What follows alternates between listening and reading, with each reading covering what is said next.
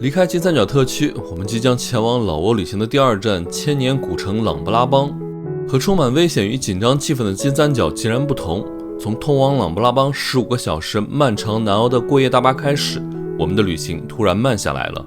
作为中南半岛唯一的内陆国家，老挝境内山峦起伏，河网密布，被湄公河和南康河环抱的山城琅勃拉邦成为西方游客追求的世外桃源。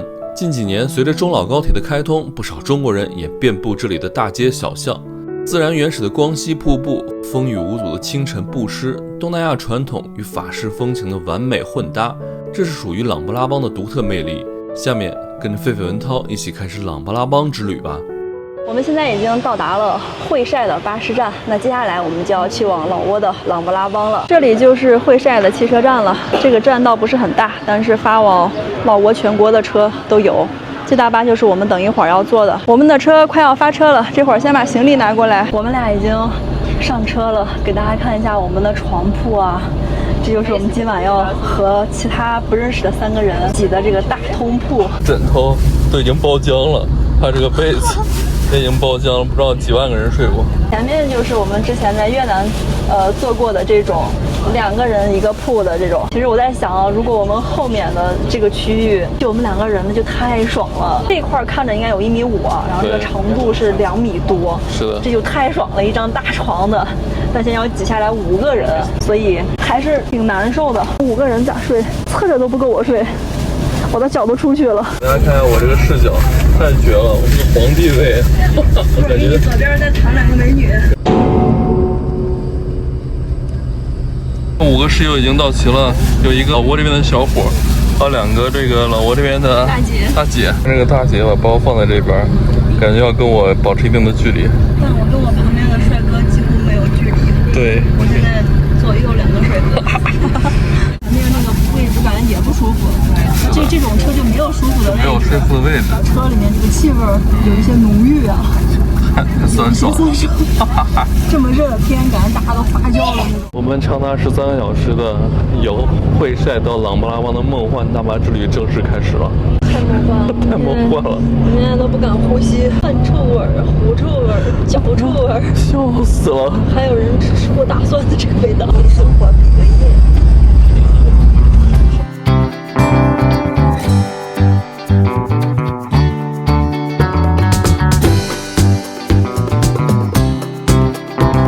到服务区了，哦天哪，太痛苦了！山路怎么样？爽不爽？上辈子做了什么坏事，造了什么孽？老挝这个路啊，不仅仅是山路，它还有很多大坑。然后车每次过坑的时候，腾一下，我们俩就弹起来了。尤其我们在最后一排的上铺，好多卖好吃的呀，火龙果、橘子，各种的点心、膨化食品，哇，各种水果干儿，感觉是冷哈。哦，在山上是吧？这是什么？不知道，这是像苦瓜呀，这个有点像苦瓜。这是什么？这是肉。买了一瓶小水，1块6人民币。我俩什么也不敢吃，因为它这一路都是山路。我们的车在服务区停了30分钟，这会儿继续出发了。从会晒到琅勃拉邦一共是470公里，现在我们还剩下370公里，导航竟然说要9个小时。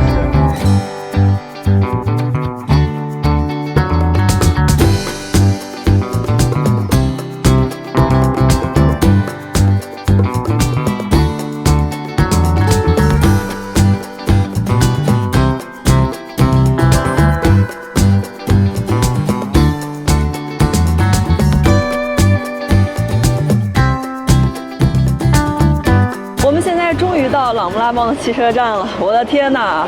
我们这个车说是12个小时，实际上开了15个半小时。昨天下午5点半从会晒走的，现在已经是早上的9点03分了。一路都是那种盘山路，而且路还不好，中间老有大坑，然后有那种搓板路，一直在晃。不过我们俩还都睡着了。涛哥，你睡着没？还行，这还可以。我们这个车好处就是，昨晚没有听到有人打呼噜，也没有小孩，所以比较安静，大家都在睡觉，只能听到那种呼吸声啊。对。然后车一直在晃着，我还真的是一路迷迷糊糊的睡过来了，我觉得还可以。我们现在在这个琅勃拉邦汽车站这儿，从这儿去我们酒店，我看导航还要9公里。20分钟，我们打个车吧。一会儿先看一下这个打车软件能不能用，或者直接坐这种双条车。This hotel how much？ 一个人10万老币，就是大概33人民币。一个人，重点是9公里。Two people 100 OK。Two people。经过我们和司机漫长的砍价啊，我们终于把价格砍到了他本来要的一半。他刚开始说的是一个人10万老币，2个人20万老币，最后我们砍到了2个人10万老币，大概就是人民币33块钱。因为这个地方没有任何的叫车软件，我刚试过了，没有办法，只能做这个了。我们的行李已经被放到了车顶，他这个车呢估计是坐满才发的，这个车最少拉不到3个人是不会走的。这个地方挺凉快的啊。对。早晚只有18、19度，但是中午我看会热到37、8度，超凉快，连本地都穿的这么厚，甚至有点冷。风吹过来的时候，本地人超怕冷啊，东南亚这块人，怕冷不怕热。炒黑炒。我们终于到酒店了，不过我们这会儿还不能办入住。现在是早上的9点38分，这家昨天晚上是满房的，现在呢没有空房收拾出来。老板说要到中午的12点或者是1点才可以住。这个琅勃拉邦啊，它的酒店基本上都是这种2、3层的这种民房。我们从外面外观也能看到，这个地方没有特别高那种楼。我们订的这个民宿是160块钱，好像160多。那我们就把包行李先寄存在这儿，然后我们吃个早饭，再回来转一转。然后等到中午办入住，然后今天我们就不出门了，因为昨晚上那个车实在颠得太累了。我们今天在酒店里好好的睡半天啊，明天我们再出去逛。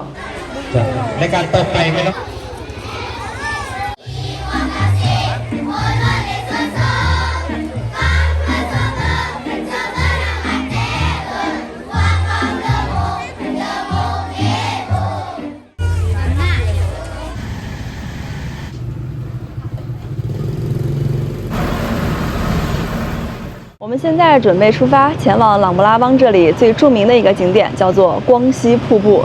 这个瀑布距离市区有30公里，有很多游客都是选择租摩托车骑过去，但是我们俩不会骑摩托车，而且听说那个山路也比较危险。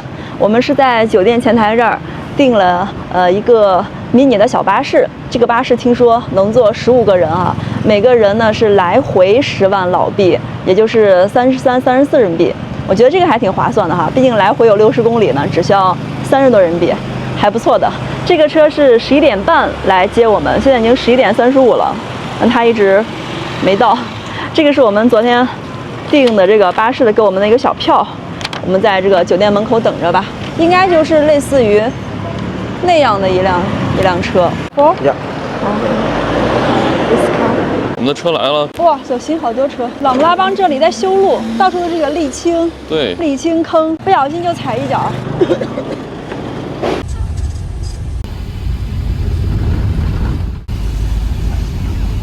我们现在已经到这个终点站了，刚刚司机让我们给小巴拍张照，把车牌号记下来。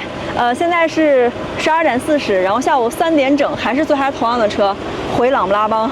刚下车呢，这儿有一个售票处，从这儿要先买门票。这儿还发现了一辆我们中国开过来的车啊，对，是个湘 A 的牌照，长沙的。看看景区这些烧烤、烤香蕉、烤玉米、烤这什么薄饼、脆饼，还有那个是毛蛋啊，万物皆可烤呀。狒狒都馋哭了。这个毛蛋里面好像已经那个都有羽毛了，就快浮出小鸡儿了。我们刚才来的时候坐那个小巴士啊，那个巴士里面只有15个座位，但是呢，那个司机往过道又加了一排小凳子，里面一共挤了20个人，太夸张了。然后我旁边坐了一个欧美的女游客，然后那个女游客的体型稍微大一点，然后她就坐在我腿上了。我现在这块稍微有点失去知觉，就感觉可以截肢了那种，坏死了。这个景区感觉中国人和汉字儿好多呀。对，哇，我好像看到了景区的电瓶车啊，这难道是我们又熟悉的国内门票加区间车的套路吗？外国人是60。6万老币，差不多就是20人民币。对，本地人少，本地人只需要6、7块，就象征的收一点。不过我跟大家说，以后来这个光溪瀑布的话啊，最好还是坐别人的车，骑摩托车还挺操心的，那个全是山路。我们一路上都看到好几起那个摩托车事故了，那个摩托车拐弯的时候特别容易倒。2 tickets，thank you。排队的等电瓶车这个景象呢，哇，太熟悉了。这辆车好像是僧人专座，下一辆就有我们的了吧？我们坐的电瓶车已经到终点了，这个电瓶车竟然不收费啊！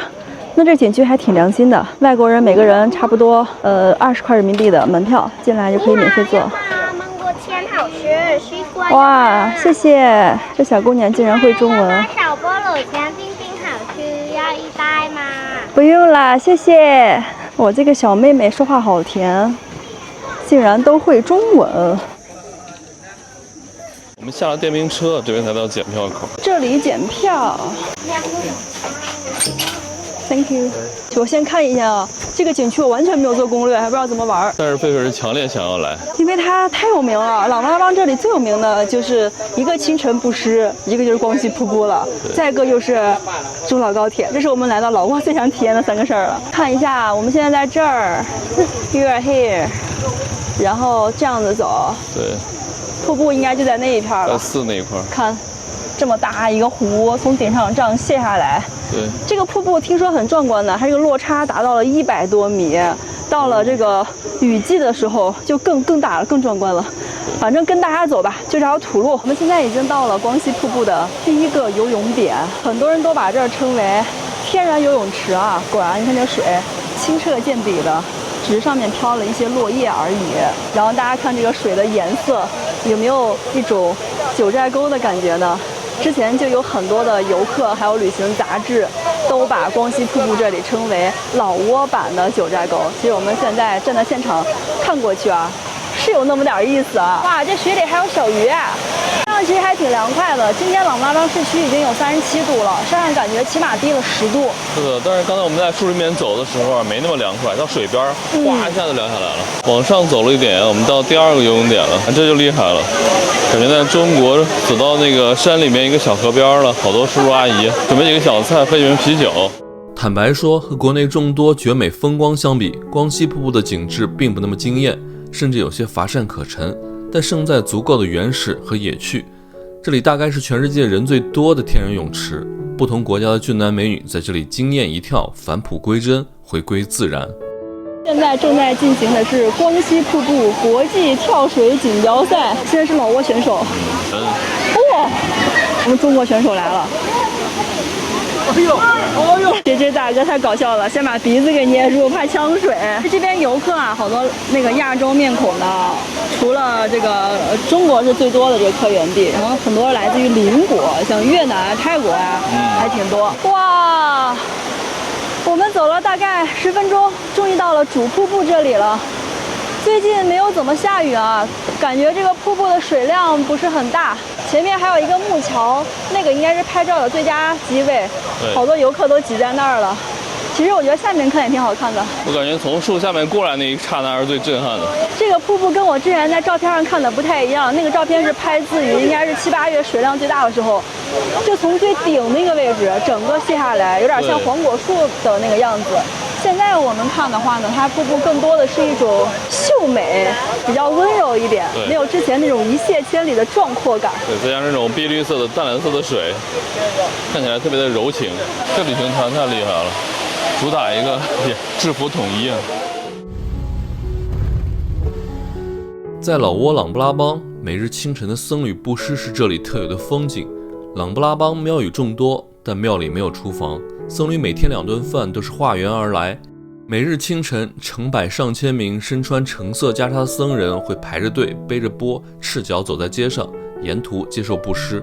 而信徒们每天早早煮好饭，天还没亮就在街边虔诚地等待僧侣到来。大家好，我是狒狒，我们正在背包环游东南亚。现在我们在老挝的琅勃拉邦，现在是清晨的6点。我们今天起这么早啊，是为了来看琅勃拉邦这里早上的布施。老挝呢是一个佛教国家，这里的人们都信仰小乘佛教。在老挝呢，僧人是不需要自己开火做饭的，他们所有的食物都来自于布施。跟我们之前在缅甸看到的一样哈，老挝这里的僧人也是遵循过午不食的，他们每天只吃2餐饭。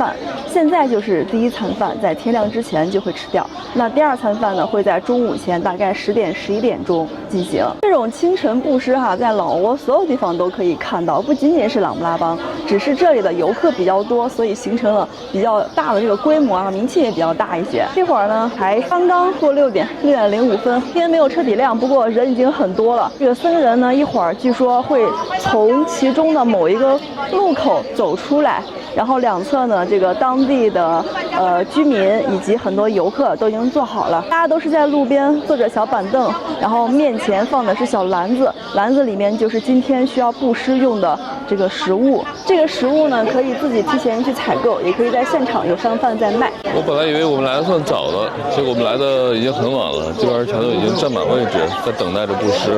旅游团这么早就来了？对，我看前面那个位置坐的应该都是本地人了，看这个穿衣打扮然后这个路口这儿全部都是游客，中国人啊，对，听说话。这里有一个购买清晨布施产品的价目表，主要是糯米1公斤糯米是2万5老币，1.5公斤是3.8万，2公斤是5万，然后还有一篮蒸好的糯米，我是香蕉叶，好像是这个东西，就是把这个糯米拿这个叶子包起来，像粽子一样的这种造型。对。除了糯米饭和粽子之外，还有人在卖这个威化饼干。你们是哪里人？西双版纳的。傣族啊。现在6点10分了，僧人们都已经出来了。他们也是跟我们在曼德勒看的千人僧饭一样，大家排着整齐的长队，然后依次呢经过这些布施的群众的前面，然后大家呢会把自己手里的食物放到这些僧人的钵里头。现在布施的游客比这些僧人多了。右边这一排都是在照相的，然后前面这一排呢是在布施的。这僧人穿着不同的衣服，有这种暗黄色的，还有这种明黄色的，还有这种橘色的，可能代表着不同的等级。我发现了一个现象这些僧人会把自己钵里头的米饭还有饼干往这个筐子里扔，是不是感觉他们的钵里太多了，装不下了，然后分出来一些给其他人吃布施的群众和游客得有500-600人，对，明显是人多僧少然后给大家的食物就比较多。你看，每个人都在往小僧人的钵里面拼命的装东西，然后他们走了也就10几个游客之后，他钵就满了，对，实在是装不下了。僧少粥多呀。我们现在来了大概5分钟的时间了，第一波的布施已经基本结束了。这些僧人从街尾已经走到了街头这个位置了。刚刚我听本地的一个老挝导游说，在琅勃拉邦的城区周围一共有12座寺院，这只是其中的第1座。一会儿呢，其他的僧人也会陆陆续续的过来，然后整个的布施会持续1个多小时，到7点半左右就会彻底的结束了。布施完了的人，然后看好鞋子在这边。叔叔，你们剩下的东西怎么办？还会再来。刚刚走了一批，另外还会来。你们从哪里来的？我们福建福州。中国福建。那你看起来不错糯米饭。挺晶莹剔透的。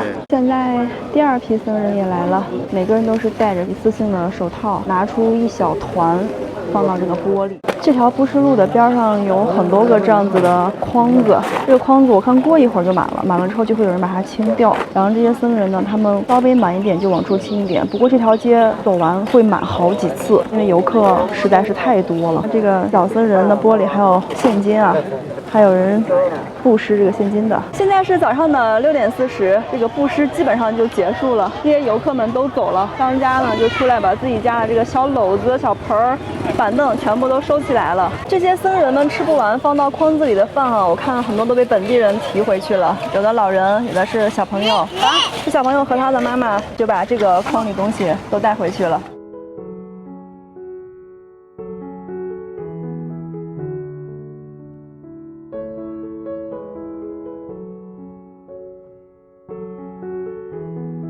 我们准备去前面的普西山看一下今天的落日，然后再去琅勃拉邦的夜市逛一下。这座小山呢就在琅勃拉邦市的核心的位置，旁边就是湄公河了。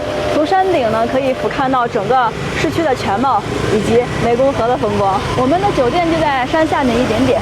这个点好多人都上山了这些人骑摩托车都是去上山看日落的。给大家看一下琅勃拉邦这个旅游现在有多火我们就看一个日落，这旁边这个车堵的是水泄不通车水马龙，不知道一会儿到山顶是什么状况，有没有地儿看日落，估计难我感觉都没有位置了，山顶前面就到那个上普西山的楼梯了。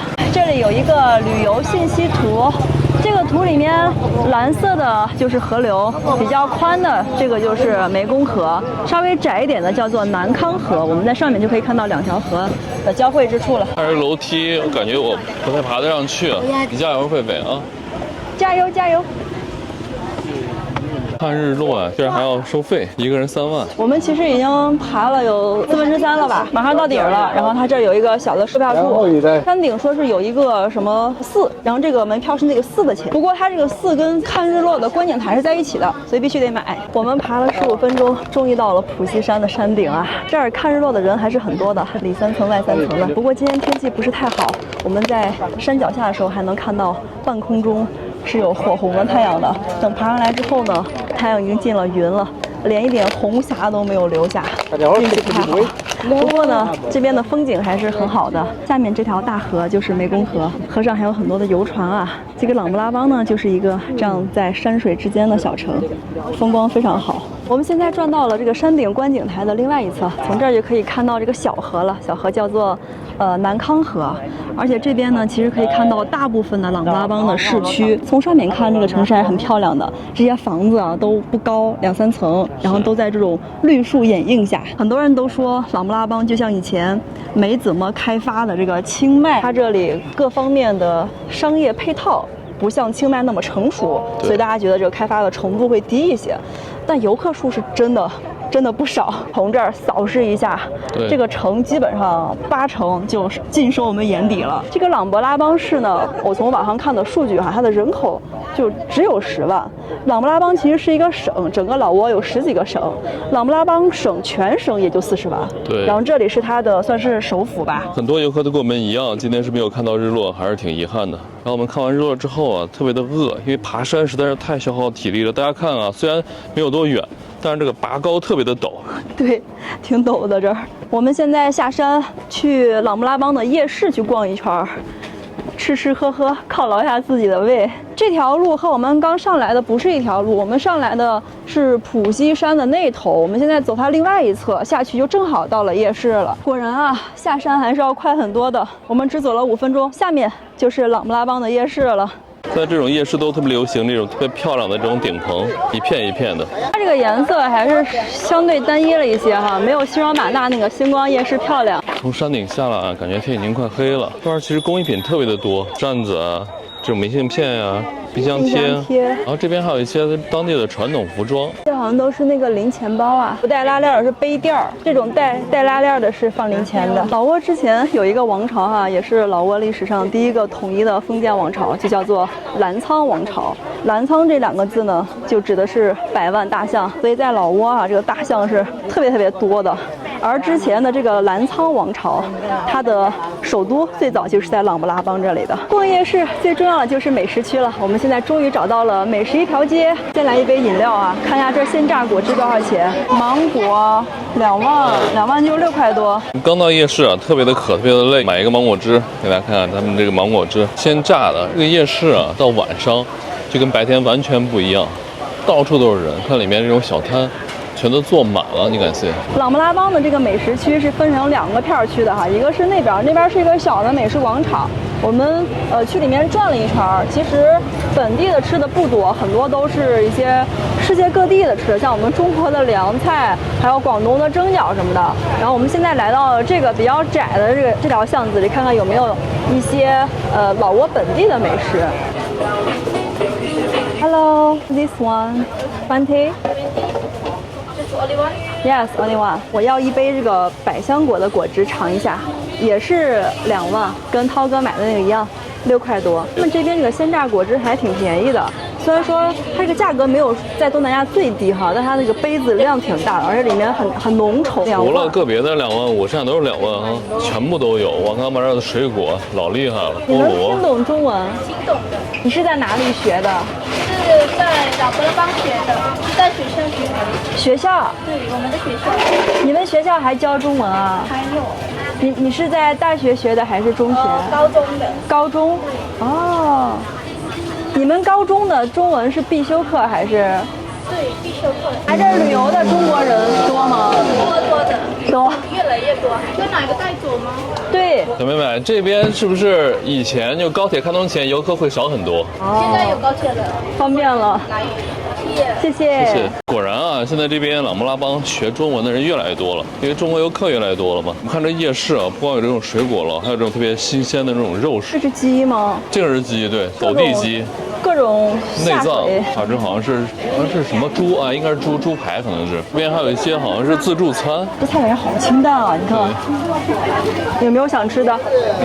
暂时没有。那我们继续逛。这是烤旁边是烧串儿，烤摊儿啊，不是中国的叔叔就是韩国的叔叔。这串儿好大呀！是，哎，这边人太多了，我费都已经走失了。披萨4.5万按块儿卖的，一个披萨切成8块，看样子是。想吃吗？披萨好不吃厚啊，披萨太实了这。吃一块就饱了。是的，这个肠啊是当地琅勃拉邦特色的香肠，可能很多人没有见过。哇，这是内脏啊！天哪，内脏，厉害了！这边这得给你穿串儿，这边吃的特别的多啊。然后我们要了一个这个香肠，我要了一个甜味儿的，还要了一个这个鸡腿儿。大鸡腿。大鸡腿，这鸡腿是3万，香肠是2万。哇塞，这个好香啊！肘子，接链不接剑？哇，这个太香了好香哦。老板要一份这个，我这个老板也会中文啊。老板，我们在这里吃OK，一份一份，多少钱？ Giao tan bò, giao tan ủy tiền, 老板加一个蛋， tan ủy tiền về tủ hoa. 一共5万哈。感觉老板卤的挺烂糊的啊。不知道卤了多长时间。我们的饭已经上好了，这个就是特别好吃的一个叫肘子饭，对，肘子饭。这个有点像沙县的那种商务套餐啊，有肉，有蔬菜，有蛋就唯独少了2片那个豆干儿。还有几个咸菜。这个就是我们刚要那个烧烤，老板帮我们切成那个块儿了，对，然后配了一个蘸料，酸的辣椒水，哦又酸又辣的那种。我现在好想来一口这个肘子，对这个太香了。我们当时离这个摊位有大概10几米。不止，应该有20米开外了，我就闻到这个香味儿了，太香了。对这老板这一会儿感觉卖了已经有4、5个大肘子了，还在打包呢，不停的。生意好好。哇，你看这肉，好烂活啊，好有弹性。香啊，闻起来都香。妈呀，太香了，太香了！我准备搞一块这个香肠。对，为什么要这个香肠？跟大家说啊，琅勃拉邦这边的2个东西特别有名，一个就是香肠，另外一个就是面包。因为这里以前是那个法国的殖民地嘛，对，所以这边流传下来了很多以前就是那种法式的那种糕点的做法。是的现在这个夜市的那边那个头儿还有一家卖的，我们一会儿回去的时候顺便再买一点。要的是个甜味儿的，因为我比较喜欢吃广式香肠嘛。挺好吃的。刚刚这个肠的旁边放的是那种带辣椒的，然后这个是不带甜味儿的。对，但是狒狒可能觉得一般，因为他比较喜欢吃烟熏那种肠。我喜欢吃四川腊肠。这个也不错，挺香的。